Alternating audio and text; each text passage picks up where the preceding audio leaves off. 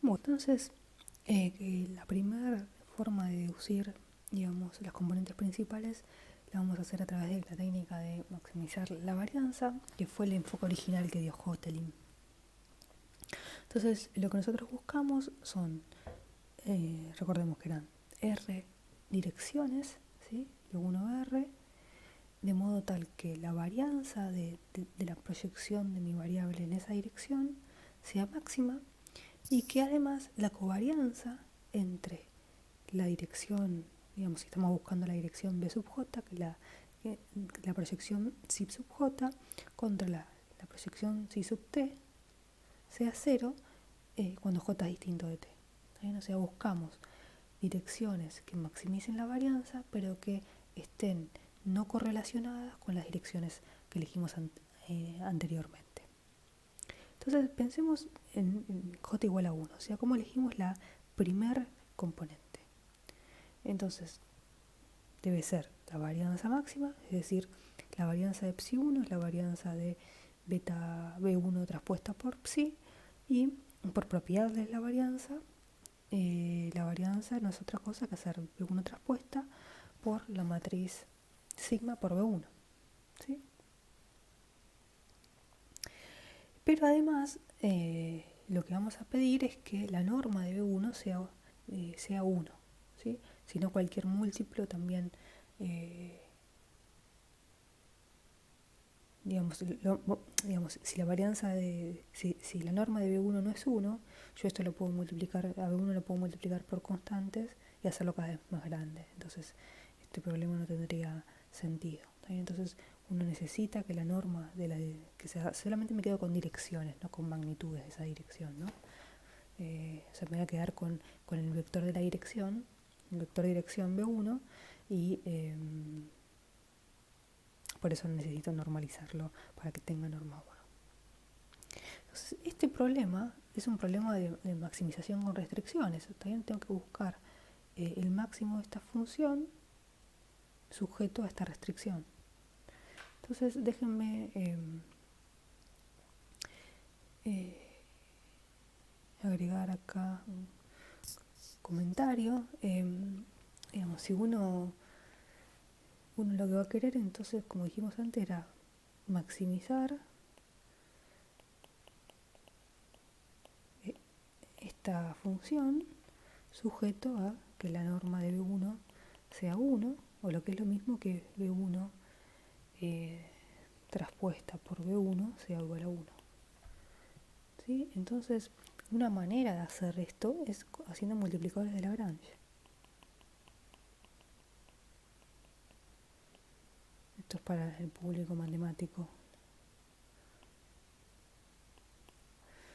Bueno, o físico, no sé, todos aquellos que hayan hecho análisis 1, ¿no? Para matemáticos, físicos, computadores. Entonces, ¿cómo son los multiplicadores de Lagrange? Bueno, yo me genero una función, se la llamo la G de B1, que es la función que yo quiero maximizar, ¿sí? Más la restricción que tengo. En este caso es esa de ahí, ¿no? O sea, más lambda por 1 menos B1 traspuesta por B1. Entonces, lo que tengo que hacer ahora es derivar la función esta G respecto de B1. Y bueno, esto me va a quedar 2 veces sigma por B1 más lambda por la identidad, en realidad me queda un signo menos, ¿sí? Por B1, ¿está bien? Por este signo menos de ahí. O sea, esto es 2 veces, acá también tengo un 2. O sea, me queda 2 veces sigma menos lambda por la identidad por B sub 1. Y esto lo tengo que igualar a 0 para encontrar el mínimo. Entonces, si B1 es diferente de 0, ¿sí? Lo que se debe cumplir es que el determinante de esta matriz sea 0. Entonces lo que busco es que el determinante de sigma menos lambda por la identidad, esto sea 0. Es decir, lambda tiene que ser un autovalor de sigma, ¿sí? Y B1 es un autovector de sigma, ¿sí? Y para que sea máximo, ¿sí? Para que B1 traspuesta por sigma por B1, que nos va a dar, si B1 es un autovalor de sigma, entonces de autovalor lambda, ¿qué nos da esto? Queda B1 traspuesta por lambda por B1, ¿sí? Porque este es autovalor. Y como B1 tiene norma 1, esto nos queda lambda. Entonces, para que esto sea máximo, lo que tiene que pasar es que lambda no sea cualquier autovalor, sino que sea el autovalor máximo, o sea, el más grande autovalor de la matriz sigma. Entonces, ¿quién es la dirección B1? No es otra cosa que el autovector de sigma que se corresponde con el máximo autovalor de la matriz sigma. ¿Sí? Eso es lo que creo que escribí acá. Bueno, no escribí la solución, parece. Entonces, vamos a poner acá si quieren, ¿no? O sea, B1 es el autovalor correspondiente de sigma correspondiente al autovalor más grande. ¿Sí?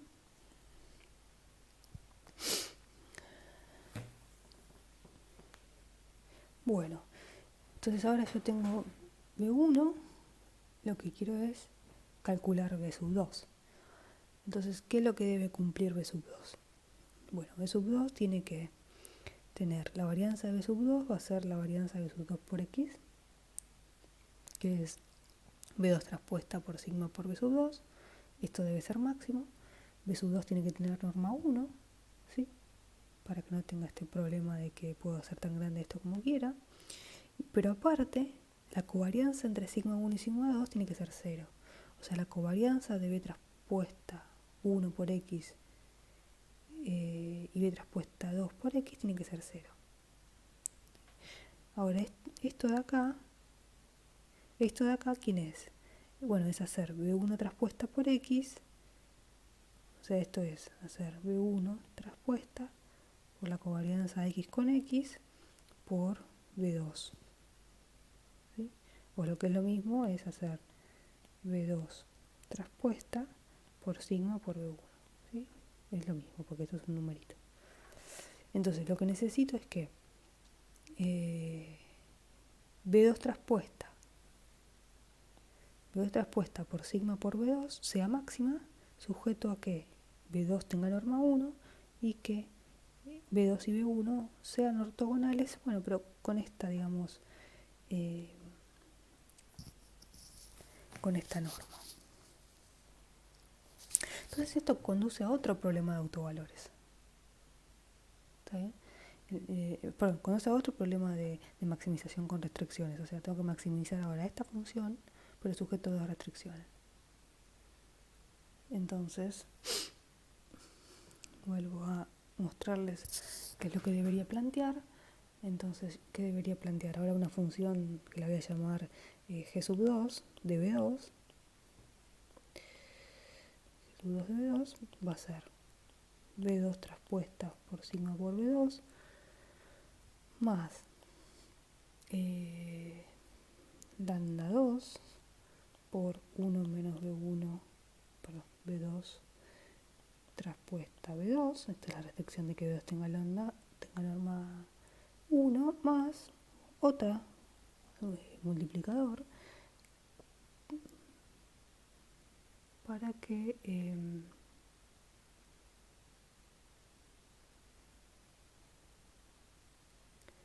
B2,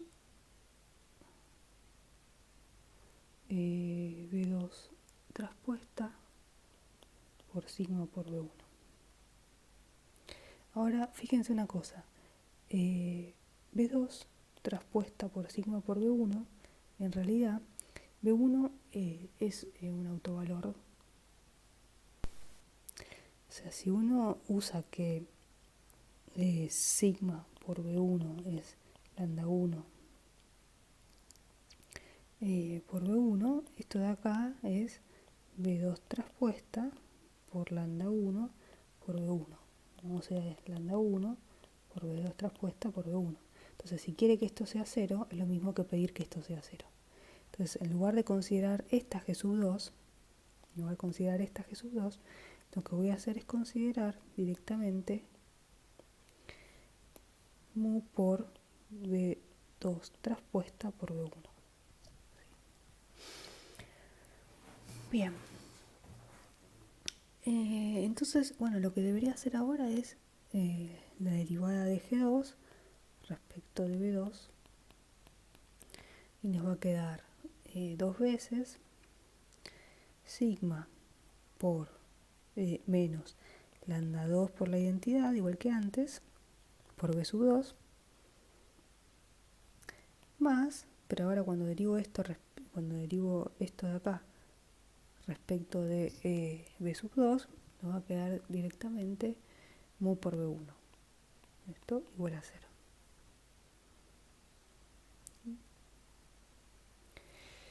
Entonces, bueno, lo que vamos a hacer acá es, en primer lugar, si yo multiplico, digamos, esta ecuación de acá por B1 traspuesta, digamos, todo esto por B1 traspuesta me da, voy a llamar esto asterisquito, no, hasta acá, asterisquito. Si yo multiplico B1 traspuesta por esto, me da 0, ¿no? Porque todo esto tiene que ser igual a 0.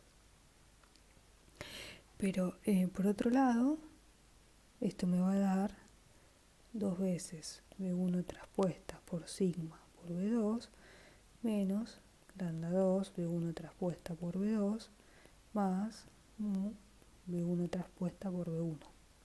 Esto es 1. Esto es 0. ¿Sí? Por la restricción de ortogonalidad. Y esto también es 0, por la misma restricción de ortogonalidad. Entonces lo que me dice esto es que mu tiene que ser 0. ¿Sí? Porque 0 es igual a mu. Con lo cual, en realidad, asterisco, nos quedó 2 veces sigma menos lambda 2 por la identidad por B2 igual a 0.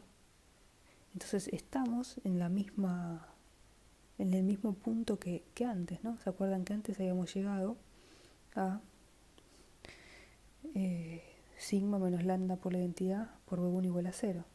Y ahora estamos teniendo sigma menos lambda por la identidad por B2 igual a 0. Con lo cual, lambda 2 tiene que ser un autovector de sigma, B2 es el autovalor de sigma, autovector de sigma asociado a lambda 2, y otra vez, para que se maximice, bueno, ya no puede ser lambda 1 porque ya lo elegí, es el B1, entonces va a ser lambda 2. Entonces, lambda 2, la dirección B sub 2, uno la va a elegir de modo tal que sea el autovector correspondiente al segundo autovalor más grande de sigma. Y así vamos eligiendo todos, ¿sí? El autovalor, la dirección B sub j, la vamos a elegir maximizando la varianza de sigma psi sub j, que es la varianza de bj traspuesta por x, que es esto. Que voy a necesitar que b sub j tenga norma 1 y que b sub j contra todos los anteriores tenga covarianza 0. ¿Sí? Y haciendo el mismo procedimiento que hicimos ahora, lo que pasa que el problema de maximización con restricciones tiene más restricciones. Está bien, acá tengo antes para dimensión 1 tenía una restricción, perdón, para la dirección 1 tenía una restricción, para la dirección 2 tenía 2 restricciones, para la dirección 3 voy a tener esta restricción y 2 de las covarianzas, 3 restricciones y así. Entonces cada vez a medida que voy calculando más direcciones voy a tener más restricciones, por lo tanto va a tener un choclazo más largo en los multiplicadores de Lagrange, pero la deducción va a ser la misma, ¿sí? Y entonces así uno va obteniendo todas las direcciones. Entonces simplemente para obtener las coordenadas, las componentes principales, lo que tengo que hacer es calcular la descomposición espectral de esta matriz sigma, calcular sus autovalores y sus autovectores, ¿sí? Y los ordeno los autovalores y conseguir los autovectores asociados a los autovalores, y esas van a ir siendo las direcciones que tengo que ir eligiendo. Entonces esta es la forma en la que Hotelling presentó el problema y resolvió el problema, también maximizando varianza. Se puede también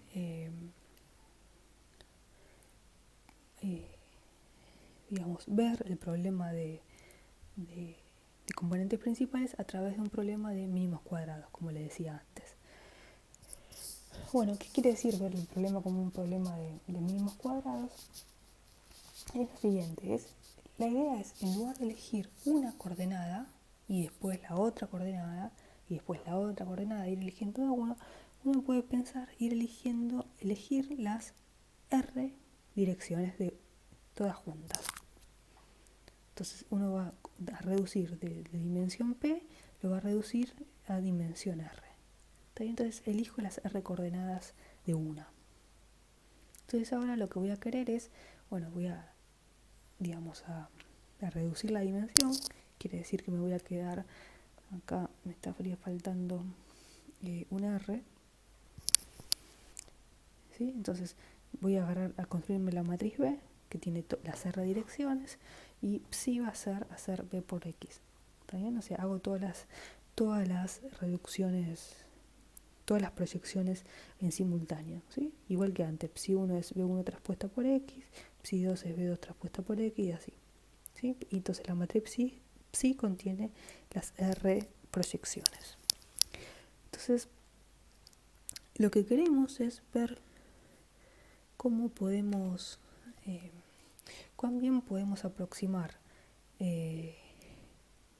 a X a través de esta matriz, este vector psi. Es decir, lo que buscamos es una matriz A tal que X sea en algún sentido parecido o equivalente a una transformación lineal de psi, ¿sí? Entonces vamos a elegir mu y esta matriz A de modo que el error cuadrático medio, o sea, cuánta información pierdo en lugar de quedarme con X, quedarme con A mu más A por sigma en términos del error cuadrático medio. O sea, lo elegimos de modo que esto sea mínimo. Bien, esto es como un problema, exactamente como un problema de regresión lineal, ¿sí? Si uno tuviese, esta sería la variable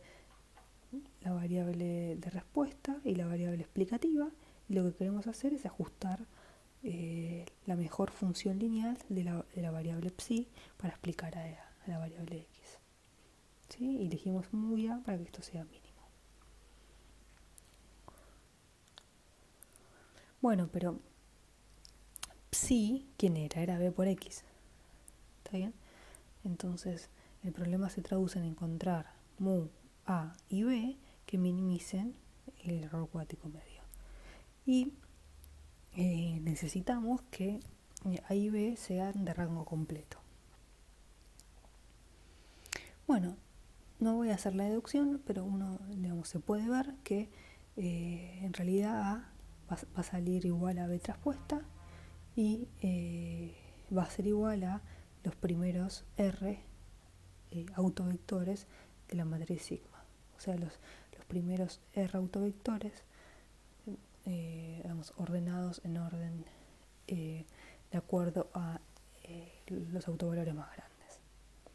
Y si calculamos quién es el que minimiza, digamos, qué valor tiene el error cuadrático medio en el valor óptimo, nos queda que es la suma de los autovalores, de los últimos autovalores. Es decir, digamos, la suma de los autovalores más pequeños. O sea, ¿cuánto pierdo en reemplazar a X por, digamos, esta transformación lineal de las X's, ¿sí? que me achican dimensión? ¿Cuánto pierdo en reemplazar a X por esta transformación lineal? Me lo cuantifican los últimos autovalores. O sea, pierdo de acuerdo a los autovalores más pequeños. Antes miraba al revés. Acá estoy minimizando el problema. Estoy buscando quiénes son aquel que me hace más chiquitito el error.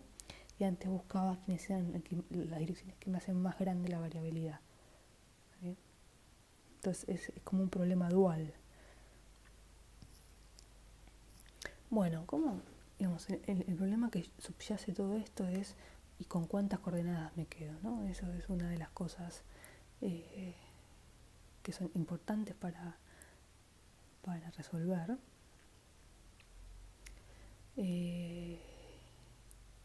Bueno, una medida de cuán bien, digamos, las componentes representan la variabilidad de las X es medir, digamos, cuánto pierdo, ¿sí? Pero, sobre esto. ¿Cuánto pierdo? Entonces, la suma de los autovalores de los P autovalores es el total de variabilidad explicada por el vector X, y la suma de los primeros autovalores es cuánto explico con las R de componentes principales, las R primeras componentes principales.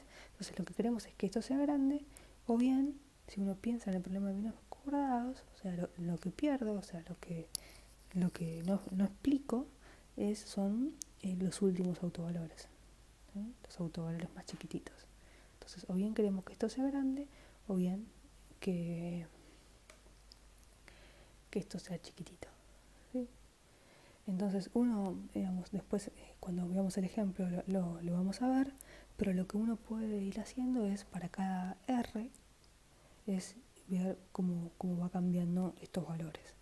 ¿Está bien? Para cada R va calculando las sumas de los autovalores, las sumas parciales, y o sea, lo que vamos a ir viendo es, digamos, cómo va cambiando esto en función del R. O sea, podemos hacer un gráfico como de este tipo, ¿no? Acá vamos a graficar el R, y acá, no sé si esto lo llamo G sub R, y acá vamos a graficar el G sub R. ¿Sí? Entonces, esto a medida que el R se hace más grande, esto, digamos, cuando a ver, pensemos así, cuando R es igual a P, esto es 1. ¿Sí? Cuando R es igual a P. Si acá tengo P, 1, 2, 3, P, o sea, acá voy a tener, voy a tomar el valor 1. ¿Sí? Y cuando R es más chiquitito que P, va a ser más chiquitito que 1. ¿Sí? Entonces esto va a ir creciendo de alguna manera. Entonces, no sé, si es algo así, pongamos, después igualmente lo vamos a ver en el gráfico, es uno lo que va a tener que hacer un compromiso es entre cantidad de variables, cantidad de componentes que toma, y cantidad de componentes que toma acá, y digamos, porcentaje de variabilidad que explica. Entonces, capaz que lo mejor que me puede pasar es que mi gráfico sea así, como lo estoy dibujando ahora, que sube y después se va achatando. Entonces, por ejemplo, tomaría algo que está por ahí arriba. Ahora, si digamos, tendría que ir mirando, digamos, cuál es la diferencia entre sumar una componente más. O sea, cuánto pierdo si yo me quedo con el 3 y no con el 4. ¿Sí? Ese tipo de cosas es el que va mirando para elegir el número de componentes que pareciera ser razonable. Bueno, como les decía antes, digamos, todo esto lo estoy pensando sin muestra. ¿Sí? En la práctica no tengo una variable aleatoria, sino que tengo datos, tengo muestras de mi vector aleatorio. Entonces, ¿qué voy a hacer si no tengo sigma? O sea, esta sigma de acá no la tengo. Lo que voy a tener son observaciones, x1, xn, ¿sí? Donde cada una de estas es un vector. x11, ¿se acuerdan que lo habíamos visto la otra vez? x1p, xn1, xnp. ¿Está bien? Cada una de estas muestras es un vector aleatorio. ¿Sí? Entonces, lo que uno va a hacer es, a partir de la muestra, lo razonable que sería. Y bueno, en lugar de pensar en el sigma, voy a pensar en un estimador de sigma. Y en lugar de pensar en mis observaciones, en la media mu, voy a pensar en un estimador de mu. ¿Sí? Entonces, estimo mu por mu sombrero y estimo sigma por sigma sombrero. Y entonces, en lugar de obtener los autovalores y los autovectores de mi matriz sigma, lo que voy a hacer es obtener los autovalores y los autovectores de la matriz sigma sombrerito.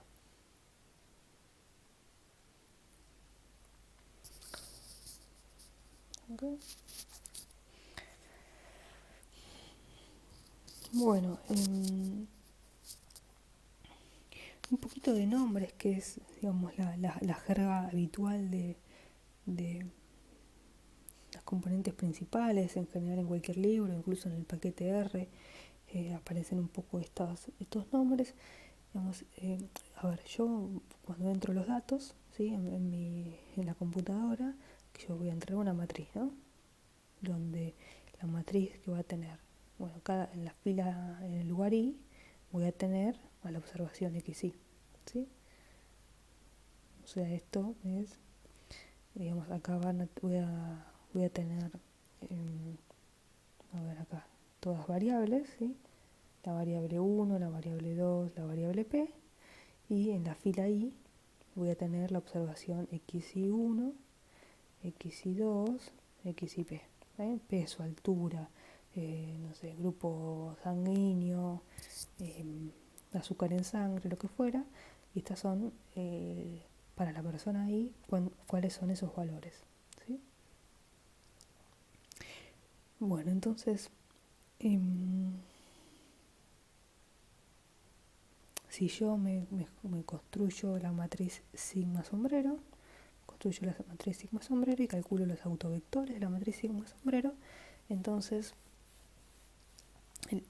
vamos a tomar la matriz A R, que es la que contiene los primeros R autovectores de la matriz. Los primeros R autovectores de la matriz sigma. ¿Sí? Entonces, lo que estoy escribiendo acá es cuál es la mejor reducción de la matriz X que contiene a las n observaciones en las R variables de rango R. ¿Qué es lo mejor que puedo reducir? Y bueno, según lo que vimos antes con mínimos cuadrados, sería hacer esta cuenta, ¿no? Sería agarrar el centro de mis observaciones. ¿Se acuerdan que yo les había dicho que antes que necesitaba que mis datos tengan media cero? Entonces yo agarro mi matriz de datos, le resto la media, ¿sí? Y después lo transformo de acuerdo a la mejor forma de explicar mi variable de x, que mínimos cuadrados me dice es agarrar las primeras R direcciones, ¿sí? A sombrero R es esta matriz de acá y B sombrero R es la traspuesta de esta matriz A, y después sumale, volverlo a centrar, también sumale la media. Entonces esta es la mejor reducción de mis datos de rango R. Y bueno, B sub J sombrerito se llama la j-décima componente principal, y sigma sombrero J, que es, digamos, el valor que se obtiene al proyectar en la componente J, luego de centrarlo. O sea, tengo mis datos, mi matriz X, tengo ahora tengo mi media mu sombrero, resto, ¿sí? O sea, hay que prestar atención que X es una matriz, ¿no? Entonces, yo lo que estoy teniendo acá es, si quieren, no sé, imagínense por un momentito que mu sombrero me dio 0, para hacerlo fácil, que mu sombrero me dio 0. Entonces yo calculé el primer autovector, ¿está bien? Entonces cuando haga esta cuenta de acá, yo estoy haciendo para cada valor de la observación, lo estoy proyectando en el autovector B. ¿Está bien? Entonces esto me va a dar una tira de numeritos, de n numeritos, que no es otra cosa que cuánto vale la proyección para cada observación. ¿Sí? Eso es lo que se llama el score. Yo creo que en el siguiente slide, acá tenemos uno, digamos, interpreta un poco mejor qué es lo que tiene. O sea, acá tengo mi matriz de datos originales X, acá tengo mis componentes, digamos, son los vectores, ¿sí? B1 sombrerito, B2 sombrero, en este caso tengo 3, B3 sombreros, ¿sí? Son las componentes principales. Y acá tengo los loadings, que sería ser beta 1 sombrerito, por ejemplo, este de acá, beta 1 traspuesta por la observación X1. Después voy a tener beta 1 traspuesta por la observación X2, que sería este de acá. ¿Sí? Y así.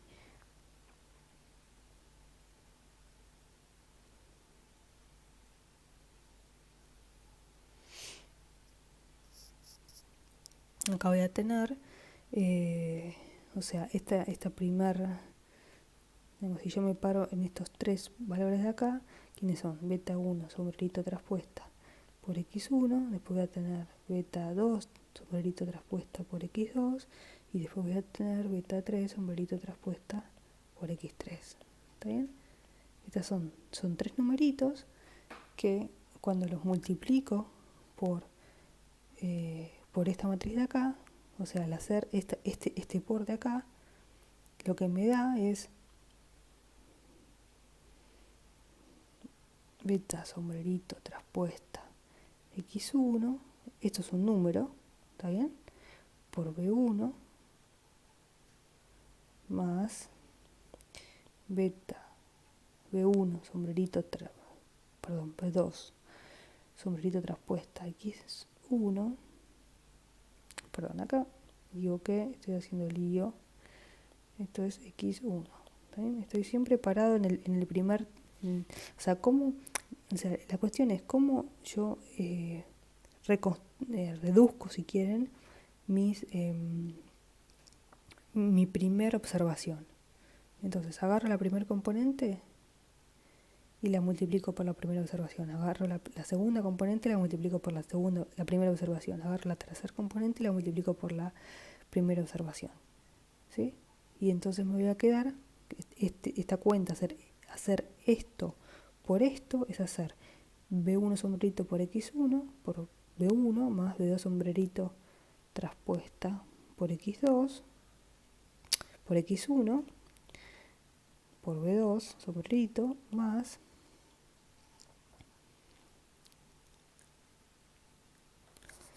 B3 sombrerito traspuesta por X1 por B3 sombrerito. ¿Está bien? Esto me da un vector, ¿sí? porque B1, B2, B3 son vectores de la misma dimensión de los datos originales, ¿sí? Están en RP, como estaba X1, ¿sí? El primer individuo X1 es un elemento de RP, ¿sí? Y cada una de estas componentes también está en RP. ¿Está bien? Son direcciones en RP. Entonces, cuando hago esta cuenta, me va a dar en RP, ¿sí? Entonces, esta observación X1, yo la estoy reduciendo a este valor que es el que estaría acá. Y lo mismo hago con cada uno de los datos. O sea, esta aproximación es la que tengo acá. Esto sería X sombrerito R. ¿Sí? Acá estoy pensando que el mu sombrero es 0. No estoy teniendo esto de acá ni centrándolo, pero bueno, es esquemático. Ok. Entonces, un grafiquito que me parece interesante para comparar estas dos formas de pensar las componentes principales es este de acá, digamos, que uno puede ver, digamos, a las componentes principales maximizando varianza o minimizando residuos, o sea, a través de mínimos cuadrados. Es decir, si uno tiene, digamos, acá estoy en dimensión, piensen que tengo datos que están en dimensión 2, si quieren. Acá tengo X y tengo Y. Y mis datos son pares X, Y. ¿Está bien? Son esos puntitos de ahí. Y entonces yo quiero encontrar la primera dirección, ¿sí? O sea, quiero encontrar una recta donde proyectar mis datos, de modo que cuando yo proyecto mis datos, entonces si mis puntos negros eran mis datos originales, yo proyecto mis datos en los puntos rojos, yo quiero encontrar la recta de modo tal que la variabilidad de estos datos sea máxima, ¿sí? En cambio, si yo lo pienso acá como un problema de mínimos cuadrados, yo lo que estoy viendo acá es, tengo la recta, me fijo cuánto dista mis puntos de esa recta, ¿sí? Y lo que quiero es que digamos, lo que pierdo, que sería esto de acá, la distancia de mis puntos a esa recta, ¿sí? Que eso sea mínimo. Que las sumas de estas distancias sean mínimas. En realidad, esas distancias al cuadrado, ¿sí? Entonces, lo que uno mira como el problema de maximización de varianzas o como el problema de mínimos cuadrados, de minimización de residuos, es distinto. Acá miro distancias a la recta y acá miro dispersión sobre la recta, ¿no? O sea, esencialmente son dos maneras distintas de plantear el problema que llevan a la misma solución. Bueno, en otros videos separados le voy a subir diferentes ejemplos, ¿sí? Le voy a subir una ilustración linda de cómo se reduce de dimensión 3 a dimensión 2, que es el ejemplo de la tetera, una comparación de qué es lo que estoy mirando, esto un poco extendiendo este gráfico de acá, una comparación de regresión lineal simple con componentes principales, un ejemplo de los crímenes en Estados Unidos, para ver cómo lo hacemos en un paquete de R y cómo dibujamos y cómo miramos y sacamos conclusiones de los dibujos. Cómo usar la técnica de componentes principales para compresión de imágenes y vamos a ver un poquito las diferencias entre componentes principales, PCR y PLS, o sea, componentes principales para la regresión y partial linear square. A ver, no vamos a hablar de estos temas, pero me parece importante que sepan que está y que se puede hacer algo. es componentes principales sparse, que es cuando tengo muchos ceros en la matriz, o sea, si puedo hacer algo más inteligente. Componentes principales logísticas, que es cuando tengo variables que son binarias, ¿sí? ¿Qué puedo hacer cuando mis datos tienen outliers? Eh, Posiblemente pueda hacer algo más inteligente que quedarme con la matriz, por ejemplo, sigma sombrero estimada por una suma, que eso no es para nada robusto. ¿Puedo hacer algo si tengo más variables que datos? ¿Puedo hacer algo si tengo datos faltantes? ¿Puedo hacer algo si mis datos son curvas en lugar de vectores? Si tengo un electrocardiograma, que es una curvita. ¿Puedo hacer algo? Igual tengo un método análogo a los componentes principales. Digamos, son todos temas que están bastante al alcance de ustedes, ¿sí? Si llegaron hasta acá, y que podrían, digamos, estudiar si quieren. Digamos, son posibles temas abiertos para contar en el final.